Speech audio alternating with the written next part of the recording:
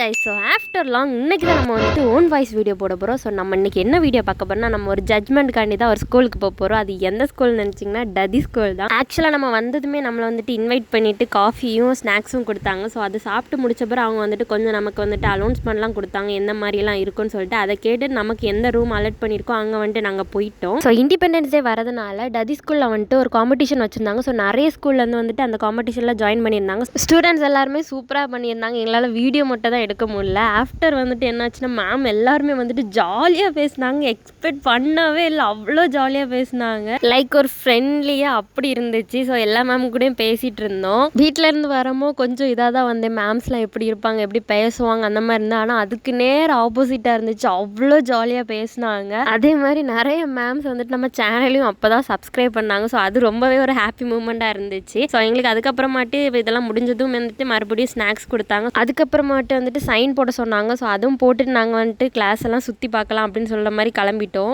ஆக்சுவலாக ஸ்கூலை சுற்றி பார்க்கும்போது தான் தெரிஞ்சிச்சு, அவ்வளோ சூப்பராக இருந்துச்சு. அதே மாதிரி செடி தான் ஃபுல்லாகவே இருந்துச்சு. ஆனால் அதுவுமே சூப்பராக மெயின்டைன் பண்ணியிருந்தாங்க. அதுக்கப்புறமா நாங்கள் கிரவுண்ட் சைடு போயிட்டோம். நம்ம சும்மா விட மாட்டோம், அவ்வளோ ஃபோட்டோஸ் வீடியோஸ்லாம் எடுத்தோம். அதுக்கப்புறம் டைம் ஆயிடுச்சு சொல்லிட்டு அங்குள்ள மேமுக்கு எல்லாருக்குமே வந்துட்டு பாய் சொல்லிட்டு நாங்கள் கிளம்பிட்டோம். ஆக்சுவலாக இன்றைக்கி டே சூப்பராகவே போச்சு. ஒரு நியூ எக்ஸ்பீரியன்ஸாக இருந்துச்சு மேம் கூட பேசி பழகுனதெல்லாம். அதுக்கப்புறம் நாங்கள் ஹெச்பியில் வந்துட்டு ஆர்டர் பண்ண ஃபுட்டெல்லாம் சாப்பிட்டுட்டு அப்படியே வீட்டுக்கு கிளம்பிட்டோம். ஸோ இன்னொரு வீடியோவில் பார்க்கலாம். டாடா பாய்.